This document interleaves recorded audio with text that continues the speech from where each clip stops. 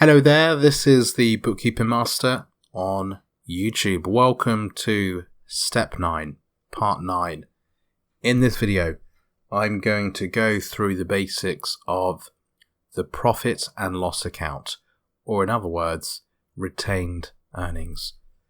The profit and loss account is not the profit and loss statement. The profit and loss statement is a financial report that shows the sales, the gross profit and the net profit of an entity for a specified period. The profit and loss account shows retained earnings. It is a statement, it is a calculation that breaks down the company profit withdrawn from the entity, and then the profits remaining within the entity. This will make more sense as the video goes on. So let's jump right in and look at the calculation. So the calculation, the statement will look like this. The opening balance, the profit made or the loss made, and we'll have a look at both examples. The dividends, that's the profits withdrawn, and then the closing balance, and that closing balance is the retained earnings amount that's going to show on the balance sheet under the equity heading. Okay, so let's have a look at some examples and break down this statement, this calculation in a bit more detail. So the opening balance, where we find that? Well, the opening balance is going to be the closing balance from the previous period. So whatever the closing profit was, the closing balance for the previous period for retained earnings or the profit and loss account is going to be the opening balance for this period. That's just the same as all these other calculations that I've covered in this series. So assets works the same, doesn't it? And stock, the opening stock is the closing stock from the prior period. So the opening balance is nice and easy. It's just the closing balance from the previous period. We then add the profit to this balance, and this is the profit as per the accounts.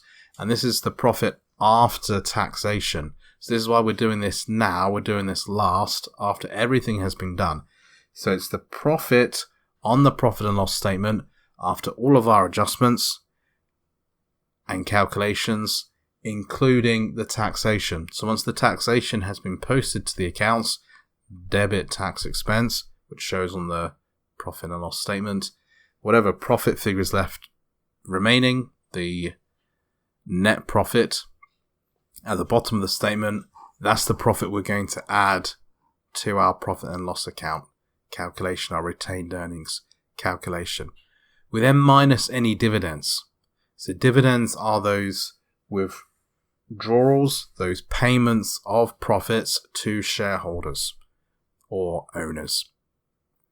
So we minus the dividends.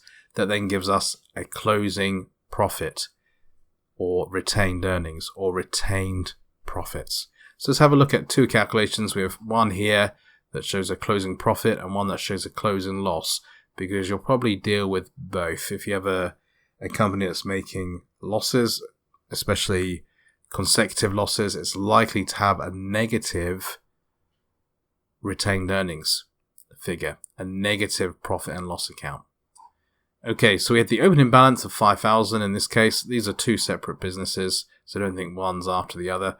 We have an opening balance of 5,000 that was brought forward, carried forward from the previous period. We add the profit for the year, the net profit after taxation, after all the calculations are done, all the adjustments, etc., as I mentioned already. So that will give us 30,000. 5,000 plus 25,000, 30,000. We then minus any dividends in the year. So any withdrawals of profit in the year, any dividends, any drawings are going to be taken off that 30,000. So it's 15. So 30 minus 15, we have 15,000 remaining. Nice and easy. That's the closing profit figure. That's the profit and loss account figure for the end of the period, or the retained earnings figure for the end of the period. We then have a second calculation over here, second example. This time the entity is making a loss.